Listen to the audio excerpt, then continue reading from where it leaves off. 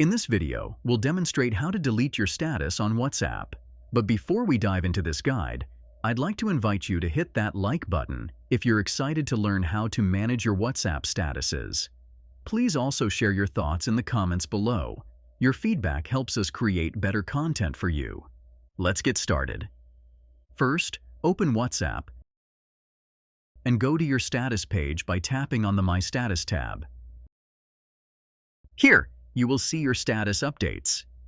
If you want to delete a single status update, tap on the three dots next to that status. Select Delete from the options and then confirm the deletion. This will remove the selected status update. If you wish to delete multiple status updates, tap on the Edit option.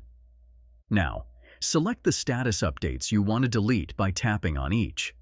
Once you've selected all the ones you want to remove, tap the Delete button in the bottom right corner.